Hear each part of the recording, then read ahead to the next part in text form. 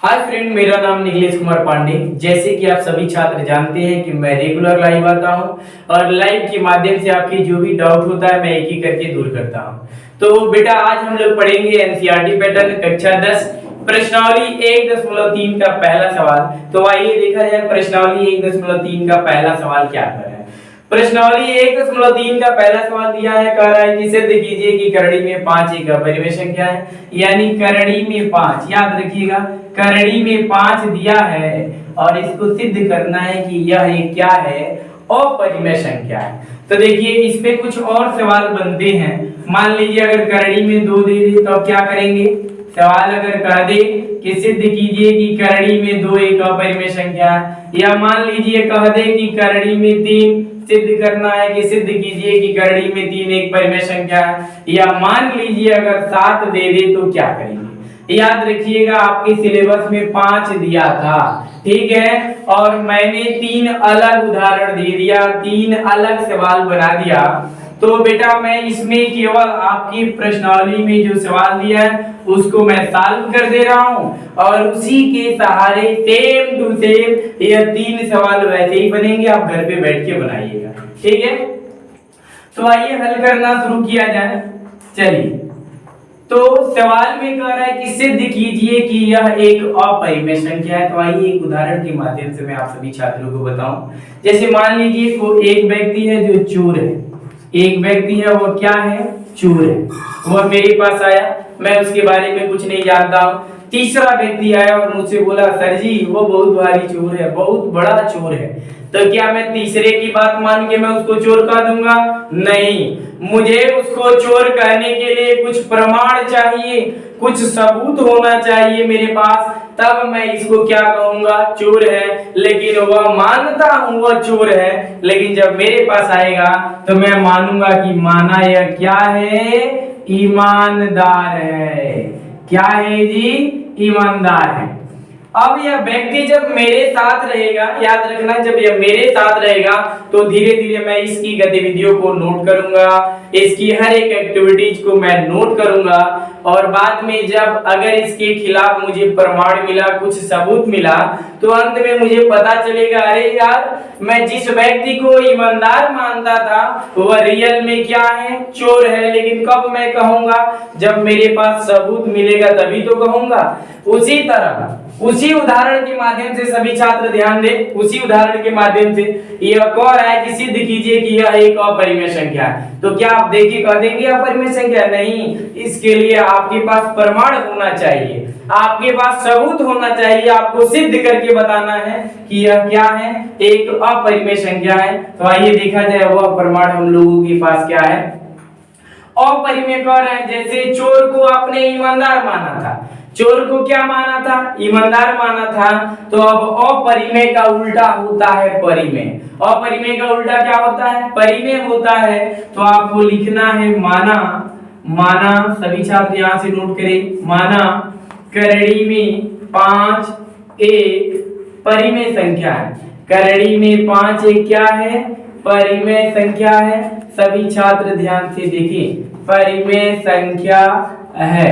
चलिए, अब जब यह परिमेय संख्या आपने कह दिया कि सर जी यह परिमेय संख्या है, तो परिमेय संख्या का कुछ रूल होता है, कुछ नियम होता है। वो क्या नियम होता है ध्यान से देखिए। जब आपने करड़ी में 5 को परिमेय कह दिया तो आपको इसको p/q के रूप में दर्शाना पड़ेगा। अब आप कहेंगे सर जी क्यों?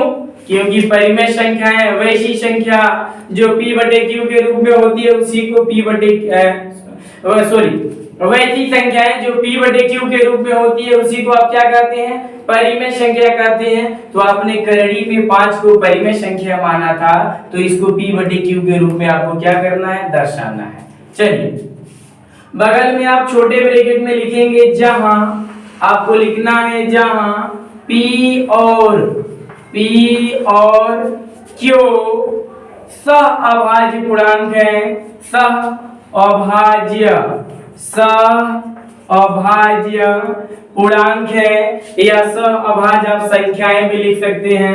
मैं सहअभाज्य संख्याएं लिख दे रहा हूं जहां p और q सहअभाज्य क्या है, संख्याएं हैं। सभी छात्र ध्यान से देखिए, संख्याएं हैं। और Q not equal 0, Q not equal 0 यानी Q का मान 0 नहीं होना चाहिए। ठीक है। अब प्रश्न बना कि सअभाज्य संख्याएं किसे कहते हैं। ध्यान दीजिएगा, जिसमें केवल एक का ही भाग लगे, एक के अलावा भाग नहीं, दूसरे किसी संख्या से भाग नहीं लगना चाहिए, उसे सअभाज्य संख्या कहते हैं। जिसमें केवल एक का भाग लगे उसे हम सअभाज्य संख्याएं कहते हैं, जिसको अंग्रेजी में को प्राइम नंबर कहा जाता है। तो चलिए अब इसके बाद आपको लिखना है दोनों पक्षों का वर्ग करने पर। देखिए यहाँ पे दो पक्षों का निर्माण हो रहा है। आप लिखेंगे दोनों, आपको लिखना है दोनों पक्षों का, दोनों पक्षों का वर्ग करने पर, दोनों पक्षों का वर्ग करने पर चलिए दोनों पक्षों का वर्ग कीजिए सभी छात्र। जब आप रूट में 5 का वर्ग करेंगे तो देखिए क्या निकल के आएगा। लिखना है रूट में 5 का वर्ग बराबर P बटे Q, इसका भी आपको कर देना है होल वर्ग। तो रूट में 5 का वर्ग क्या होगा, केवल 5 होगा। तुम कहोगे सर कैसे। देखो कोई भी संख्याएं रूट में है, अगर उसका कहा जाए वर्ग बताइए तो याद रखना रूट का में जो संख्याएं होती है उसका वर्ग केवल वही संख्या हो जाएगा। यानी जो संख्याएं रूट में है उसका वर्ग करेंगे रूट हट जाता है, जो संख्याएं रूट में होती है उसका वर्ग करते हैं तो रूट हट जाता है और उसी संख्या को उतार लिया जाता है। यानी रूट में 5 का वर्ग 5 होगा। अब p का वर्ग करेंगे तो क्या होगा, p वर्ग होगा, और q का वर्ग करेंगे तो q वर्ग होगा। 5 के नीचे 1 मानिए, क्रॉस मल्टीप्लाई कराइए तो आपका होगा 5q वर्ग बराबर p वर्ग। इस 5 को p वर्ग के पास भेजिए, यह 5q वर्ग के साथ गुणा कर रहा है, जब दूसरे पक्ष में जाएगा तो भाग करेगा, तो q वर्ग बराबर p वर्ग और बटे का होगा 5। इसको हम कह देंगे समीकरण 1, याद रखिएगा। अब यहाँ से एक परिमेय है जो कक्षा 10 में है परिमेय, उस परिमेय के हिसाब से मैं सेट कर दे रहा हूँ। सभी छात्र ध्यान दें। मैं देखिए अब यहाँ से अब इधर मैं लिख रहा हूँ साइड में। देखिए अब हमें लिखना है, यदि आप लिखेंगे यदि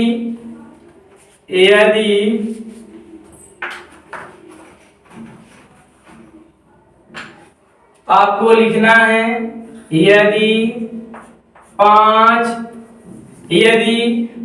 p वर्ग को, यदि 5 p वर्ग को विभाजित करता है, विभाजित करता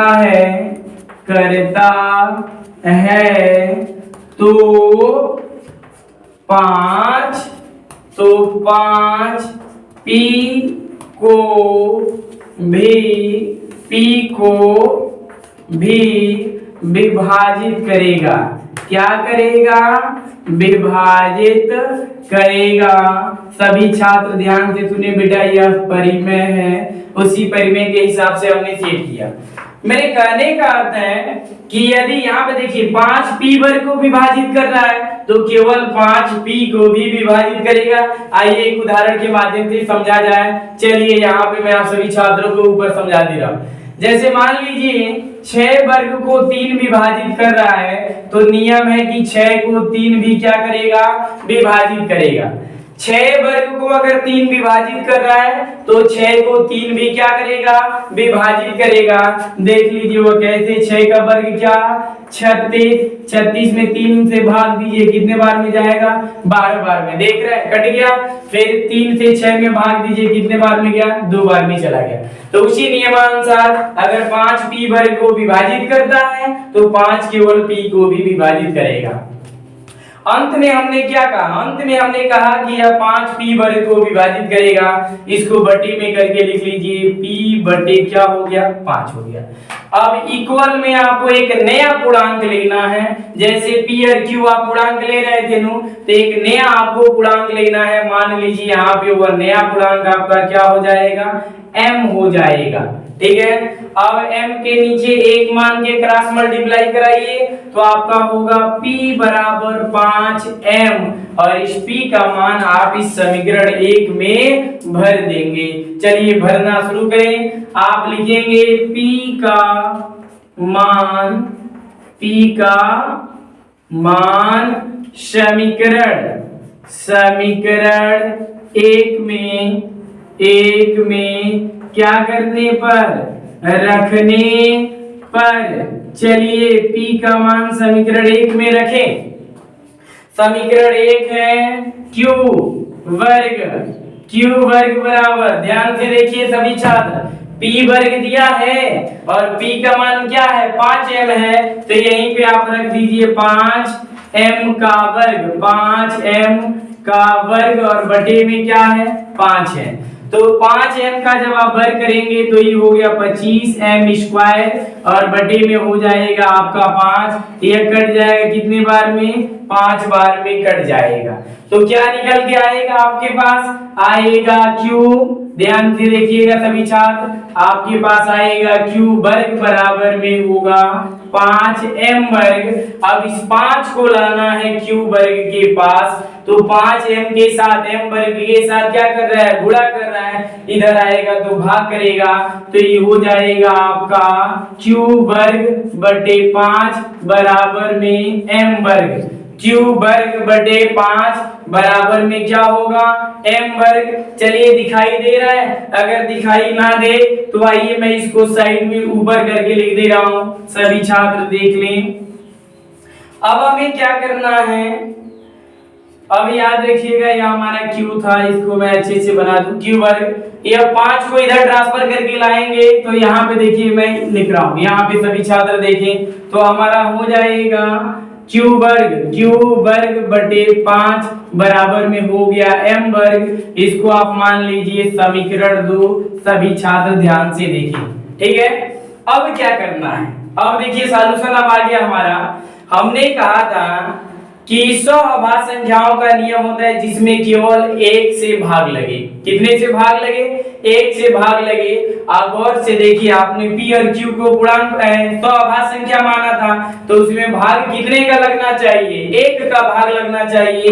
आप गौर से देखिए भाग कितने का लग रहा है, 5 से भाग लग रहा है p वर्ग में, और यहाँ पर भी 5 से भाग लग रहा है q वर्ग में, इसलिए यह क्या है, अपरिमेय संख्या है। यह क्या है जी, अपरिमेय संख्या है। अब आपको लिखना है समीकरण 1 तथा 2 से स्पष्ट है, आप लिखेंगे समीकरण 1 तथा समीकरण 2 से स्पष्ट है कि हमारी धारणा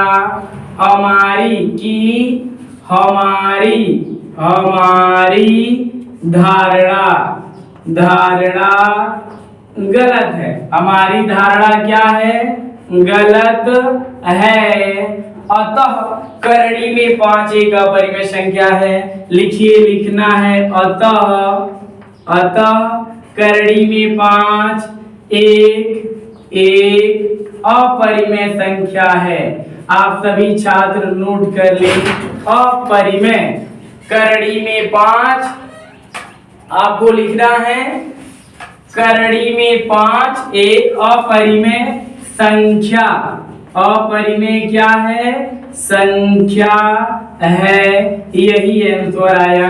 सभी छात्र उतार ले बेटा, सेम टू सेम, करड़ी में 2, करड़ी में 3 और करड़ी में 7 को भी आप सभी छात्र ऐसे ही बनाएंगे, कहीं पर भी किसी को कोई डाउट नहीं होना चाहिए। बस क्या करना है, अंक बदल देना है। याद रखना क्या करना है आपको, केवल अंक बदल देना है और बाकी सब वही लिख दे जाना है, सेम टू सेम जितना हमने हिंदी में लिखा है सब आपको वही लिख लेना है। आंसर आपका निकल कर आ जाएगा। ठीक है, मुझे आशा है कि आप सभी छात्रों को समझ में आया होगा। बेटा अगर नहीं समझ में आया है तो आप कमेंट करके बता सकते हैं कि सर नहीं समझ में आया है, फिर मैं इस टॉपिक को रिवाइज कर दूंगा। ठीक है, तो चलिए आज के लाइव में हम लोग इतना ही पढ़ेंगे, शेष हम लोग पढ़ेंगे कल।